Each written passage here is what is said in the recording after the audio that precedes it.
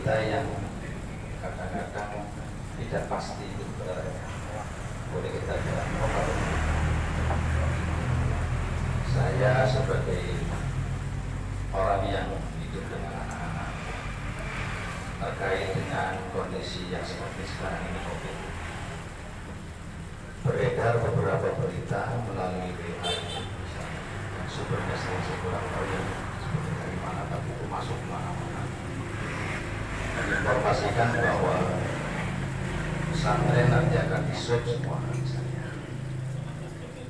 Di sisi lain ada tokoh, di sisi lain ada tokoh agama atau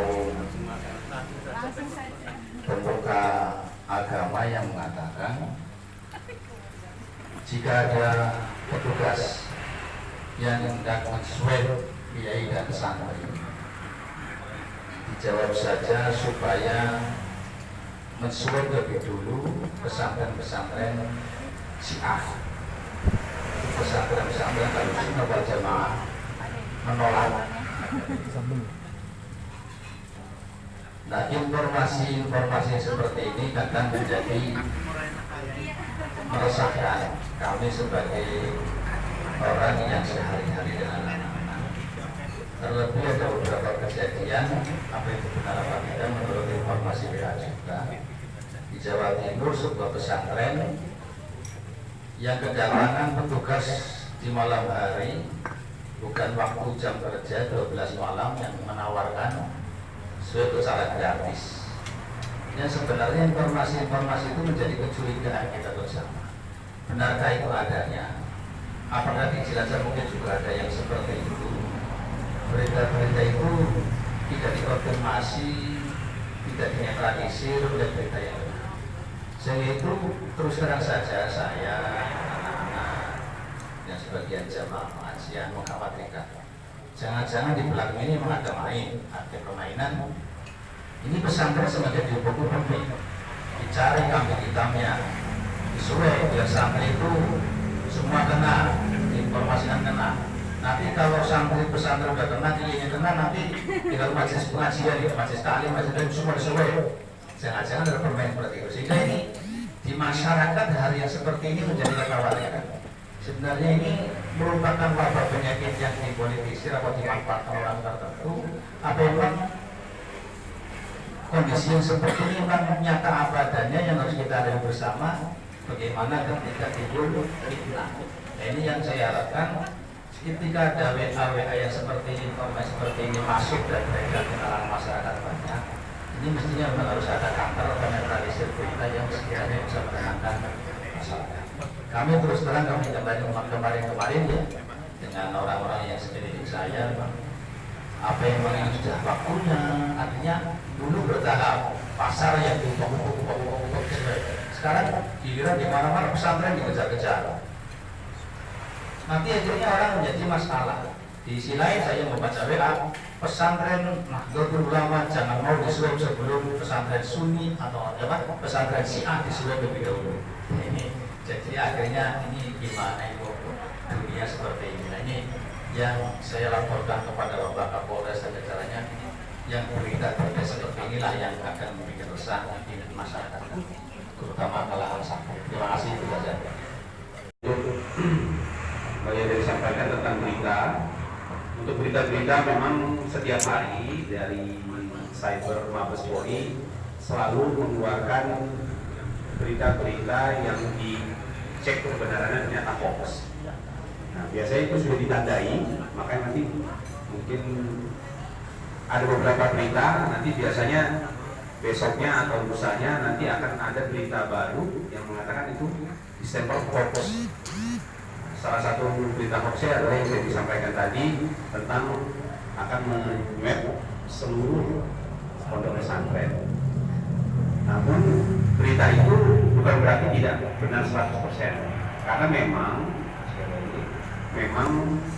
awal mulanya kenapa pesantren akan diswab. Jadi ketika terjadinya klaster baru, salah satunya adalah yang terjadi di Kabupaten Banyumas, di mana sekitar 200 lebih santri setelah dilakukan pengecekan rapid dan swab terpapar positif. Nah, akhirnya dari mulut ke mulut adalah ide yang mengatakan kenapa tidak di-swab semua pesantren. Namun berdasarkan hasil kita melaksanakan rapat dengan gugus tugas ataupun Satgas COVID-19, kegiatan itu dianggap tidak perlu.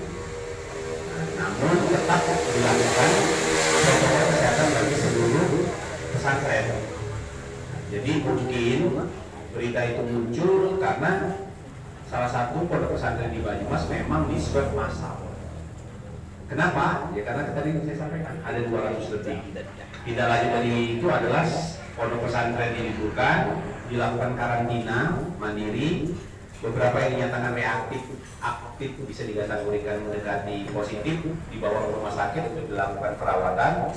Yang lain dilakukan isolasi mandiri di pondok pesantren. Sedangkan yang melaksanakan kontak erat dikembalikan ke sebuah tempat untuk dilaksanakan isolasi mandiri.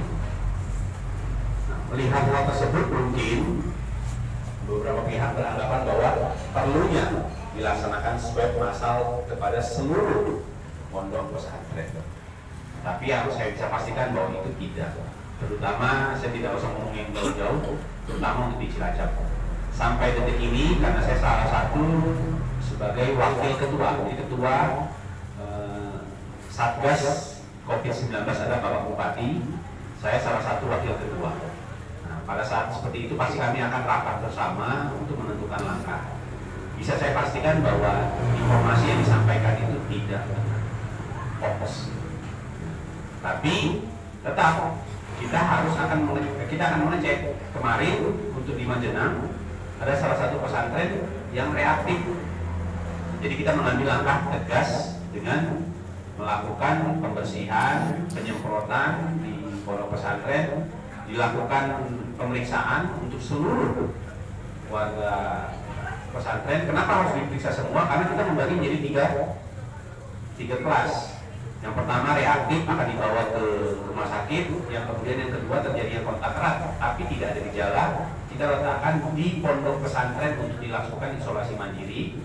Yang ketiga yang melaksanakan hubungan, maksudnya santri lain tidak sekamar dan sebagainya, itu segera dibawa ke sekolah yang sudah ditunjuk ataupun kita buat menjadi tempat isolasi mandiri, tapi di luar pesantren, yang tidak boleh gabung. Untuk menentukan kelas-kelasnya yang bersangkutan ada di posisi mana, itu harus dilakukan swab di pondok pesantren yang memang terpapar tersebut. Untuk yang lain tidak ada.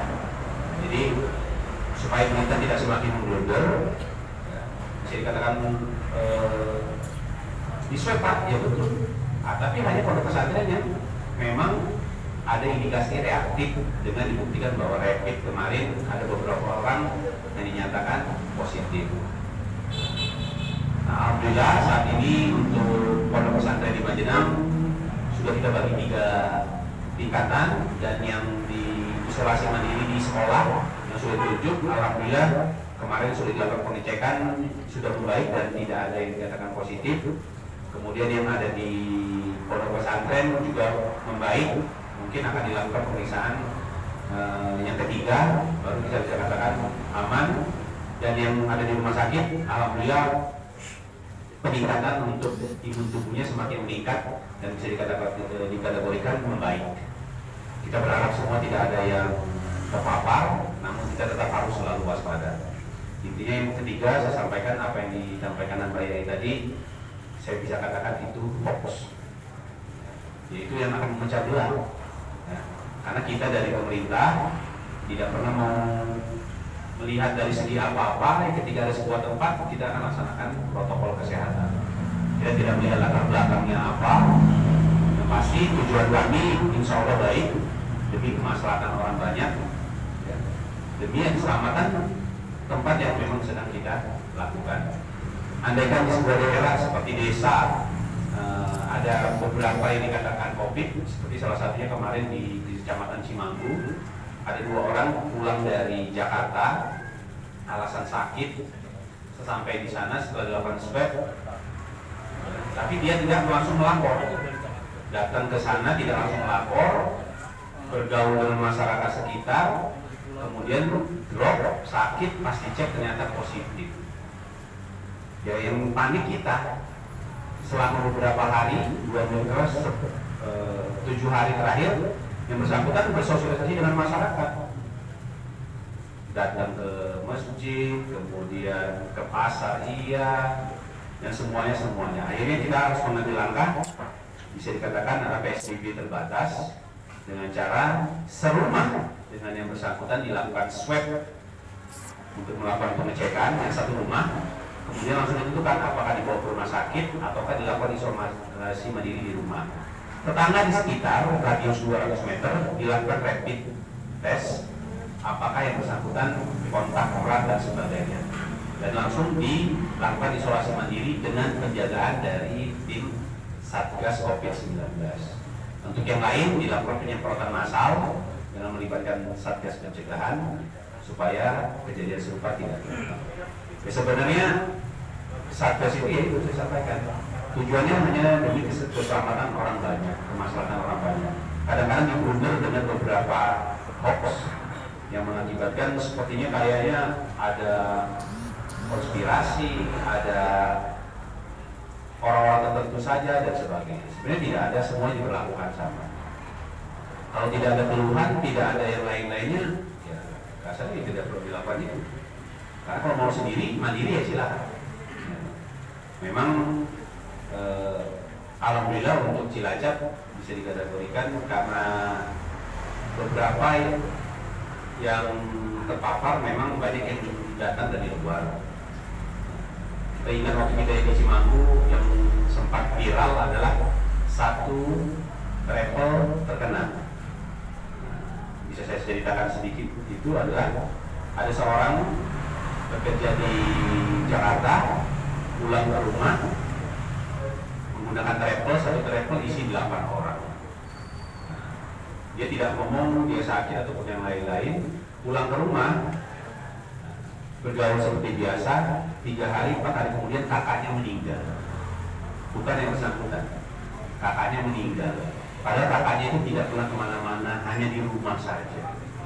Karena waktu itu masih zaman work at home ya, nggak boleh kemana-mana. Kakaknya meninggal, seorang perempuan. Setelah meninggal, kita bingung dari Satgas. Nah, kok bisa kena COVID? Mbak ini kan ada di rumah, nggak kemana-mana. Cek, akhirnya dilakukanlah rapid dan swab di rumah tersebut. Ternyata yang positif adalah adiknya. Kita tanya adiknya itu baru pulang dari Jakarta berapa hari yang lalu? 8 hari yang lalu. Cek ternyata positif. Naik apa? Naik travel. Akhirnya kita panggil travelnya dari supir sampai yang setravel kan ternyata di Cimanggu semua 88 yang positif. Itulah kemarin sempat viral 8. Satu travel lolos ke Cilacap COVID-19 itu sempat heboh karena kita harus mengamankan 8 orang yang ada di travel tersebut lengkap dengan keluarga dan aktivitasnya, karena kita harus tracking kemana saja selama 8 hari dan lain-lain.